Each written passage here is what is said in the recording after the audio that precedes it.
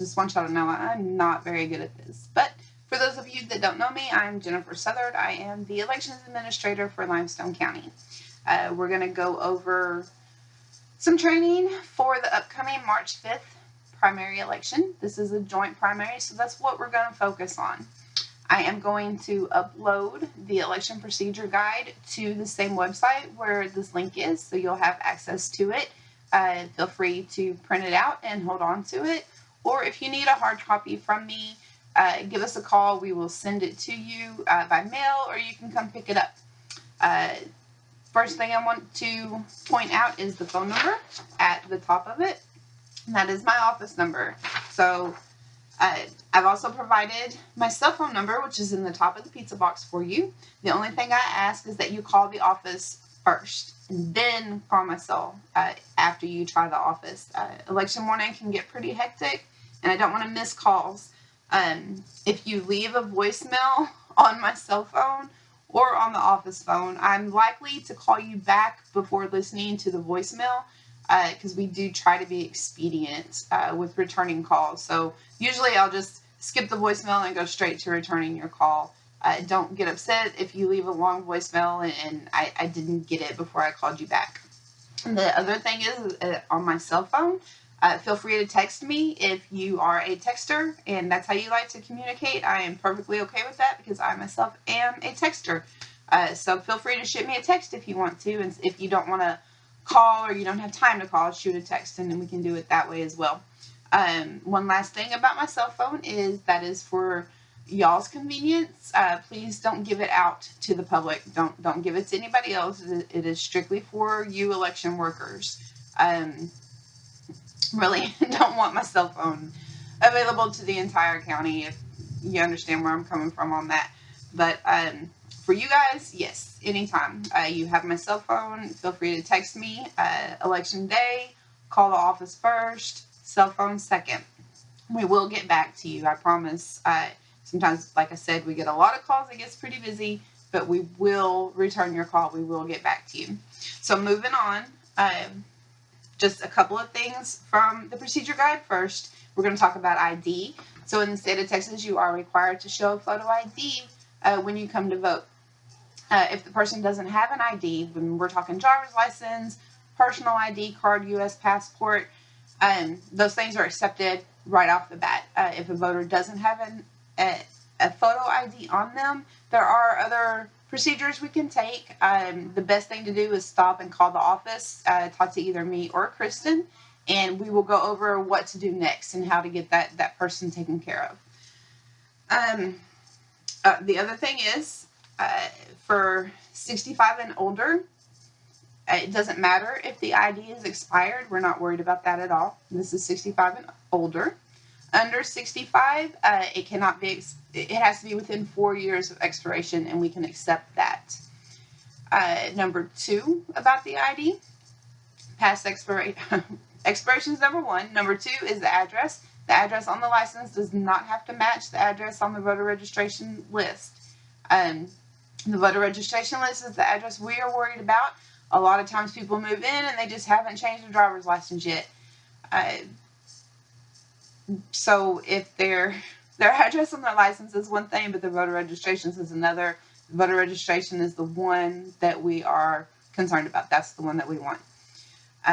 Also, concerning ID to voter registration, when you're comparing them, we're looking for name and date of birth. That's how we are going to determine that this is the correct person we are talking to or looking at. So remember, it's going to be name and date of birth, not necessarily address.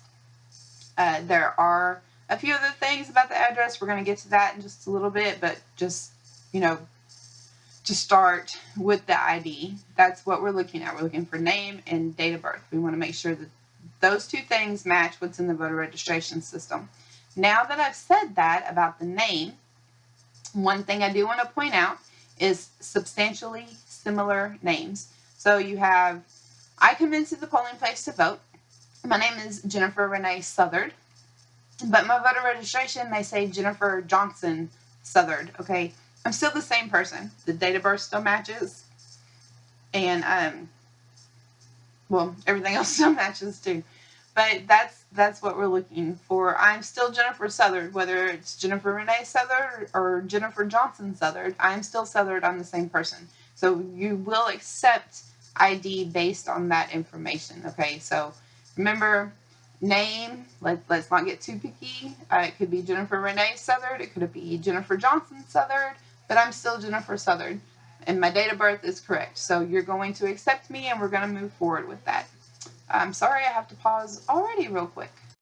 Okay, sorry about that. We do have a voting going on today, so sometimes I just need to stop and check and see what's going on out there. For those of you who don't know me, I am not very good at this, so there will probably be some awkward silences, some weird pauses, and almost assuredly some stuttering. Public speaking has never been my forte, but I will do my best for you guys, so just be patient and bear with me. And I did forget to mention, which I said the other 2 times I've started this video, and like I said, this is the 3rd take I'm taking. If you have questions while you're watching the video, just have a notepad ready and write down any questions. You can call me and we'll go over all your questions, or you can email me and I'll answer your questions that way. So I'm sorry, I know I speak fast and I kind of jump into things sometimes. So just take notes and feel free to ask questions anytime you want to. You are going to see me say excuse me a few times. My throat's getting dry from all the talking, and I apologize for that. It's just going to happen. I'm not used to talking this much. But I do get nervous, and that's also probably part of the dry mouth that comes with it. So that's it for ID. Texas does require ID. But if the person doesn't have an ID, you're going to stop. You're going to call my office, and we're going to tell you what to do next.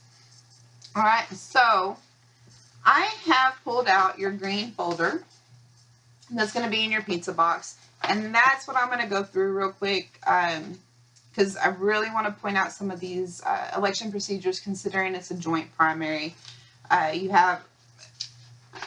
Kristen has provided election updates for you. I understand that it has the wrong date up at the top. Don't worry about that. The procedures still stand. One of the things we want to point out to you is the voter selection sheets. This is what we use for the primaries, all right? We are not going to ask a voter, are you a Democrat, are you a Republican? Okay, we're going to ask them, what ballot would you like to vote today? Or actually what we're going to do, what's better to do is please indicate, because this is going to be right next to your poll book, please indicate which party you want to vote for. Okay, if you're not sure which box they pointed in, ask them to show you again. But very important, do not ask, are you a Democrat, are you a Republican? That's wording we do not want to use. We want to say, please point to your party preference. You have new oaths and interpreters forms, and I have them to show you as soon as I can find them.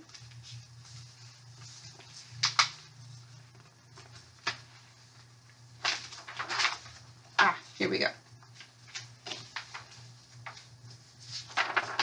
All right, so when you sign your compensation sheet in the morning, everybody's going to swear in, but also new for the election judges and clerks is this form.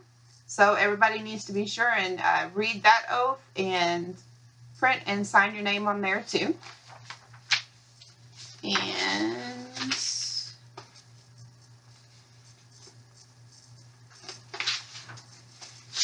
one more, this is the constitutional oath, so this will be in your packet. Please fill that out as well. Take all of anything you sign, put in the yellow envelope. That's the best place to do it. It's just a rule of thumb for us. If it has your signature on it, something you wrote on it, put it in the big yellow envelope at the end of the night. You're going to put your checklist there. You're going to put all sorts of things in that box before it's, or that envelope before it's said and done. All right. Back to election updates. The political parties are providing convention notices and packets. Your only responsibility in this is to post the notice of the convention for them and to make the flyer available to any of the voters. That's it. You are not required to hold the party convention once election day is over. This is up to the parties. Some of you may be involved in the party and actually do that, and that's fine too. I just ask that you complete your election duties first before you move on to that. Most precincts will have somebody from the party come and ask for the packet, and you give it to them. That's all you have to do with those. And another big rule, big rule in my office is don't turn anybody away without talking to me first. Every circumstance is different. Every situation is different. So anytime you have a person who isn't the perfect voter, I guess, for lack of a better term, if they don't have their ID, you're going to call me. If they're not on the list, you're going to call me. There's just so many different variables. The key thing is do not turn somebody away without calling my office first. All right, if Kristen answers, you can tell her the issue. She can help with a lot of things. So, feel free to talk to Kristen too. You don't have to talk to me alone. And I guess that's it for the updates. Just make sure that you talk to us before sending anybody away. Next up on the joint primaries procedure, which looks like this. Kristen put it in your green folder for you. All right, front and back. You're going to set up the voting area just like you would a general election. You're going to have one express poll and 2 combination forms. One set of combination forms for the Democratic ballots or the Democratic voters, one combination form for the Republican. So these are the signature sheets. These are what I'm talking about, the long one, okay? This is the ones that they sign. So I need you to keep those separate. I need to have one for the Democrats and one for the Republican on those. The activator sheets, you can put those, these are the activator sheets. And you can put everybody together on the activator sheets. I'm okay with that. If you want to keep those separate too, I'm okay with that too. Just right up at the top, Republican or Democrat, and we'll go on from there. You can set up your polling place however you prefer, but I suggest you have one person on the poll book. You have another doing the combination forms, taking the labels and putting them down and having the voter sign and making sure every voter does sign. And then you're going to have another person activating the DREs. If you have more than 3 people, you can adjust this as necessary. And remember, there's 2 labels going to print out. One's going to sign. That's the signature sheet. The second label is for you to take with you to the voting machine to pull up the voter and make sure everything's the way it's supposed to be. And then you're going to come back and put the second label on your activator sheet. All right, be sure to put it, I just start at the top and work my way down. And be sure just to initial it over on the side. Please don't throw them in the box or throw them away or put them somewhere else. They need to be peeled off. The second label is the one I'm talking about. They need to be peeled off and put on the activator sheet. If for some reason you get your supplies and y'all are getting going and we forgot to send activator sheets, because remember, we're human, we make mistakes too. But if we forget to send your activator sheets, shoot me a text or call the office and let me know that you don't have your activator sheets and just hold on to those labels. We will bring sheets to you for you to put those activator labels on. 1 second. Okay, so as far as everybody's different job in the polling place, I also suggest that you switch it up throughout the day. Because the person at the poll booth gets to sit a lot more than the person up at the machines. So it's only fair that y'all switch around and everything. And believe me, it's a 12-hour day. It gets kind of long just doing one thing over and over and over again. Let's see. We already went over the party question. We've already gone over the party selection sheets. If a voter asks you who's on the ballot, very politely direct them to the sample ballots, which you are going to post outside your polling location.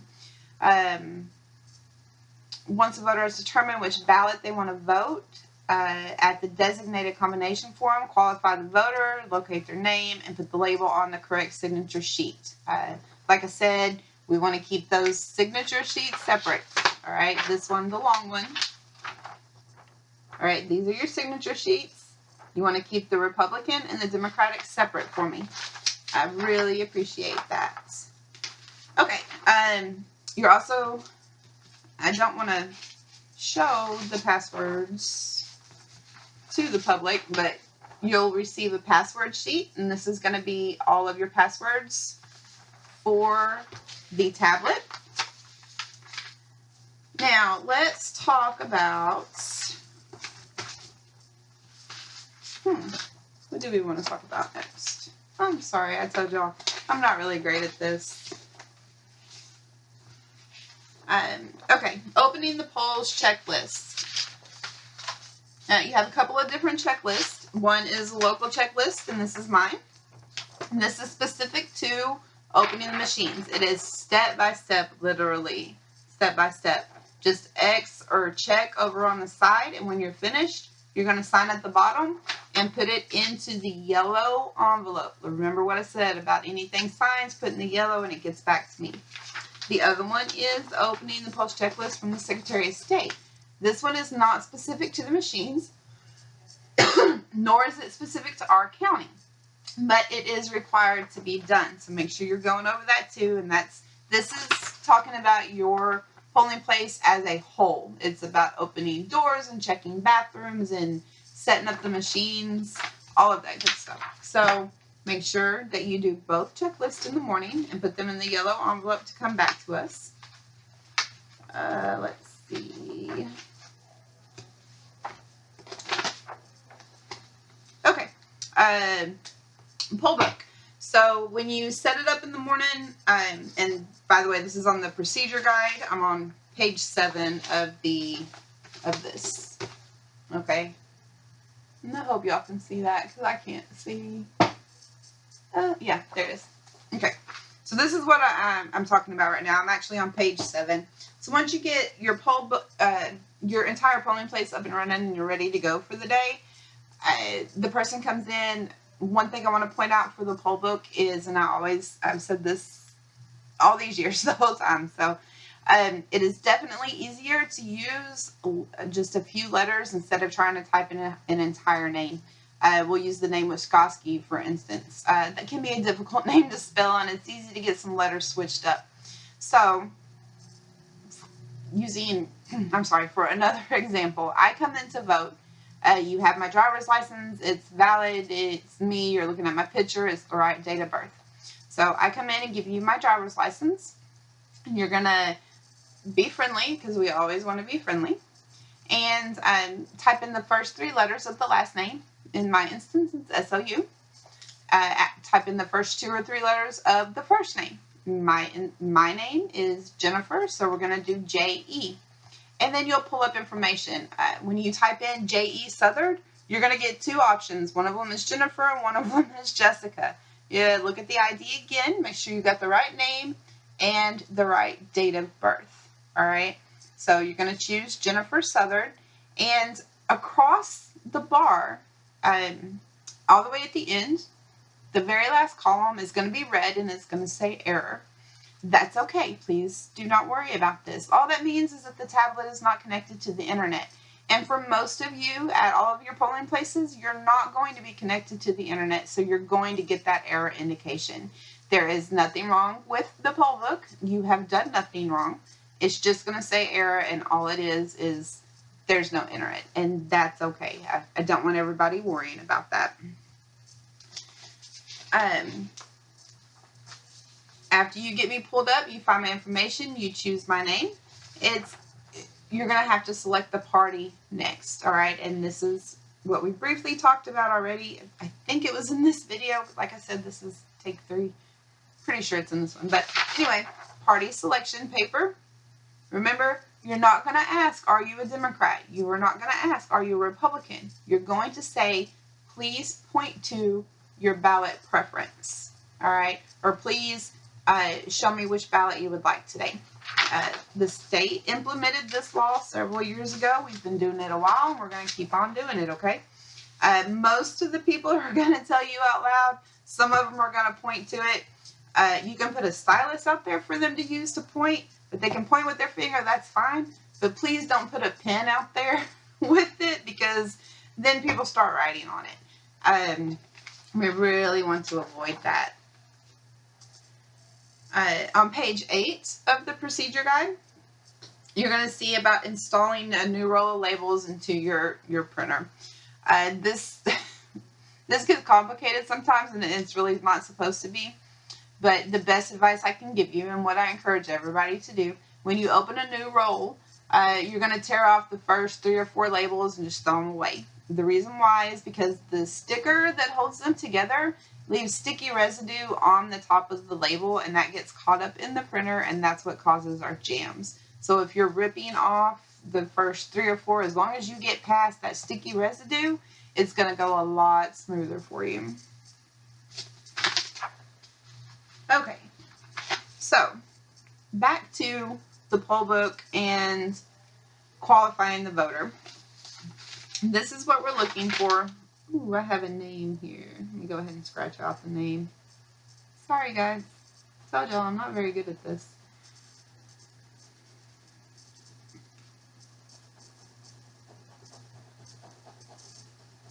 Alright, so after you've gone through the poll book, you're going to have this option come up. And this is the part where you're going to ask them to point to their party preference, and then you pay attention to what they point to, and then you select whichever one they chose here, okay? It's really simple. And then down at the bottom, you're going to do select ballot, and you're going to move forward from there. And I'm sorry I threw that in there kind of randomly. It already skipped over that part, already left that part and moved on to something else, but I forgot I had that image in here for you. But like I said, I'm going to put this entire pack on the website for you, so you have it. You can print it out, or you can get a copy from me, and you will have all this information as well. All right. Let's talk about pizza boxes. So, the first thing I do want to show you is the top of the pizza box. There's a label up there for you that has my office number and my cell phone number. Right there, very quick and easy to get to. If you are in a hurry and you can't find the piece of paper that you're looking for, just open the pizza box. It's going to be right there for you. The envelope containing provisional ballots, it's going to look like this, and it's going to be sealed up all the way around. Do not open it unless you actually have a provisional ballot. All right, we don't want to open those and just have random ballots laying around. The other thing about the pizza box is we have folders in the pizza box for you where we have separated all your paperwork. And Kristen has written out she's written everything out for me. So she has it and I have it. And when you call us with a question, we're going to tell you, okay, go to the green folder on the left side or the purple folder on the right side. So keep everything that we have put into these folders together. If you want to take the folders out of the box and put them on the table, that's cool, go for it. But do not take the items out of the folders unless it is something that you have to post. And I'm going to get to that too. Just give me 1 second. Of course, I lost my page, my spot here. 1 second. Okay, so back to folders. The green one, let's see. Oh yeah, this is our quick info folder. All right, there's a lot of information in this folder. We ask that you keep this one on the check-in table beside you when the voter comes in. It has everything you need and a lot of what you're going to need as far as the procedure guide, joint primary procedure, your poll watcher information, instructions for casting the ballot. You know, all of that information, including your passwords, are going to be in this folder. So this is a very important folder. Make sure that you have it on the table next to you. Your black folder has your statement of compensation in it, and it also has your election day interval in it. Okay? Next, we have the yellow folder. Now, remember when I said don't take stuff out of the folders? Well, that doesn't apply to this folder, okay? All of this is stuff that you need to post. Kristen has everything ready for you. All you got to do is pull the stuff out and get to posting. Your sample ballots are in here. As you can see, your quiet, no discussing politics sign, all of your notices, everything we are required to post will be in this folder. So if it's in this folder, post it up for me, okay? That's your yellow folder. Your purple folder is going to be your reasonable impediment declarations, all right? Your oaths, election day combination forms, remember, no, I think that was on the other video that I deleted. The list of voters indicated by AB voter and registration omissions list. And let's see, your red folder is your public count sheet, your seal log, cancel ballot form, and then the items you're going to return in the blue bag. It's all in there for you. So Kristen has gone through. She has all of this stuff separated out and ready for you.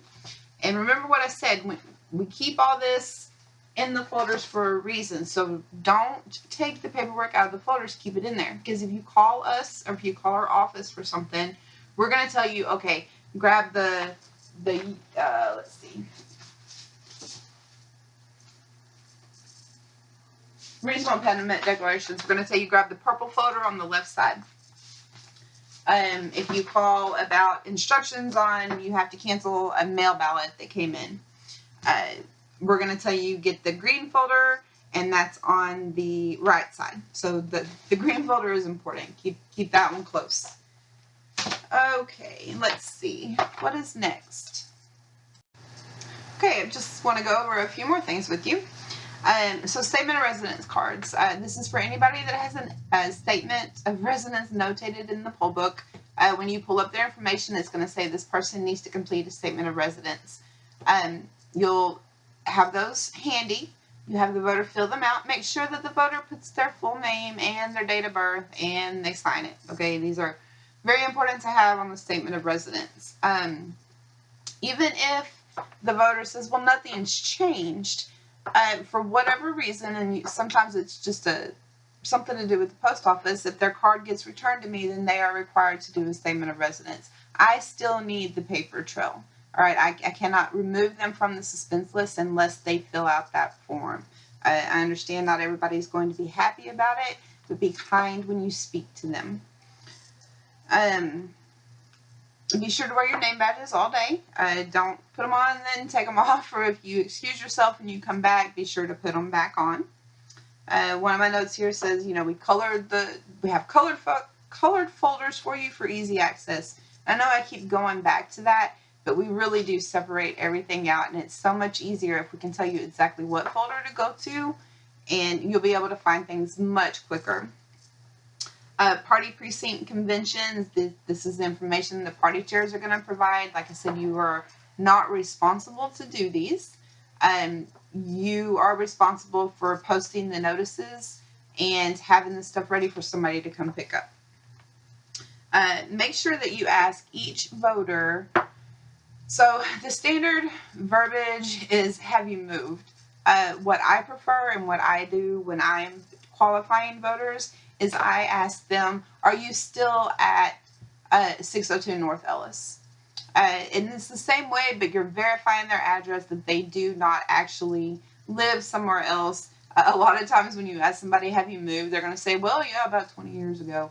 And it's okay that they do that. And if you want to say, have you moved, that's cool too. I'm just saying my preference is to say, are you still on Ellis Street in Thornton? Or are you still at 602 North Ellis? And I think I just gave my address away to everybody, but I'm sorry, ignore that. Don't forget voter assistance. This is a yellow signature sheet. You're going to have people that come in that need help. And a voter comes in and they bring an interpreter with them, or just an assistant, period. It doesn't matter. A voter is allowed to bring whoever they want to come and help them. You just need to make sure that they sign the voter assistance oath, and they really need to read it out loud. Let's see. Oh, and make sure that you notate on the signature page and the proper box if they have an assistant. Let's see. And it's tiny, but it's also up there at the top. You would just put the line number and then the voter assistant information. Okay, sorry that it's so tiny. We had to fit a lot of stuff on that signature sheet. Also, return all the paperwork to us. Please do not keep anything. Don't keep the activator sheets. Don't keep the signature sheets. Any of those that you would like a copy of, because election judges are allowed to have copies of what's considered the combination form. When you come to Central Count that night, ask us and we'll make copies for you. Please do not keep my originals of anything. Let's see. Cell phones. Let's talk about cell phones. So voters absolutely cannot be on their cell phone in the polling place unless they are using it for a cheat sheet, so to speak. A lot of people are dependent on their cell phones for a lot of stuff, and you'll have people come in that have already have in their phone who they plan to vote for. They are allowed to use their cell phone for that, but we're talking texting and taking phone calls. It doesn't need to happen within the polling place, and that's for voters. Now, for election workers, I'm going to tell you the same thing. So just to be clear, I don't have a problem with you having your phone in the polling place. But when a voter walks in the door, the voter takes precedence, and your cell phone does not need to be in your hand unless you're contacting my office. You have a phone call to make, or you have to take a phone call, you need to step outside the polling place, away from the doors, so everybody doesn't hear you talking either. Our goal is to keep the polling place calm and quiet and ready for the voters. So if there's a voter in there, just don't be on your cell phone. Put it down. It's a very simple thing. But the voters, no, they cannot come into the polling place talking on the phone. They don't need to be texting while they're in there voting either.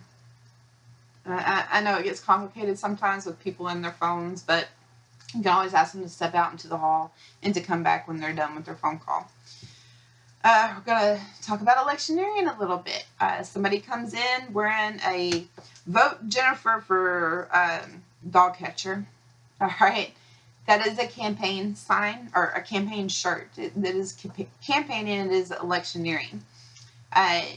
All of you are going to put out distance markers. And the rule is there is no electioneering within 100 feet of any outside entrance of the building. So you're going to put out the distance marker just like you're supposed to, and there should not be any electioneering from that point all the way inside to where you are. We're talking no caps, no buttons, no shirts.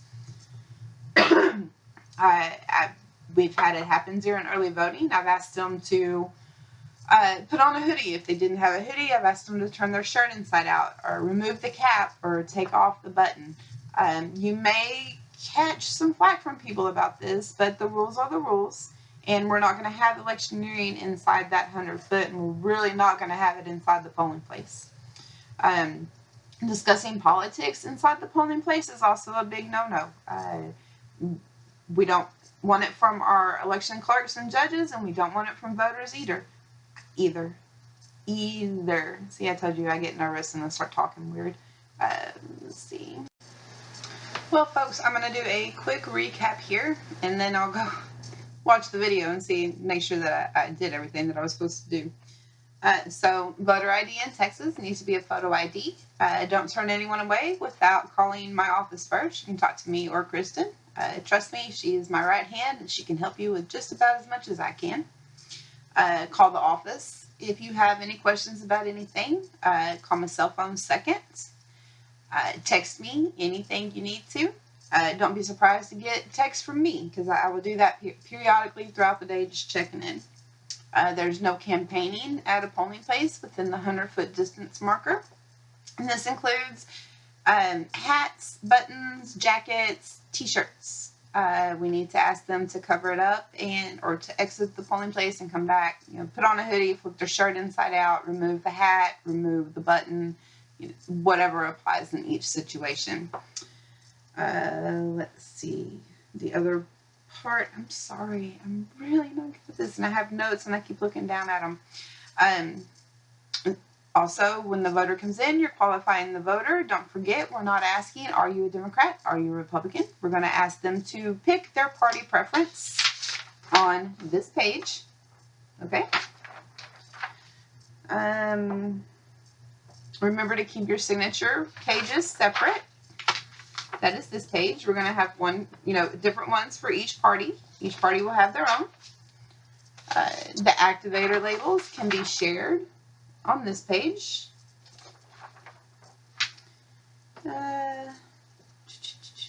Statement of residence cards, we went over those. Name badges need to be worn all day long. Be sure to ask each voter, do you still live at such and such address? We want to make sure that all our addresses are as up to date as possible. And remember, on your IDs, the address does not have to be exact to the voter registration list. And the most important thing I can point out to you over and over and over again is do not turn away a voter without calling my office first.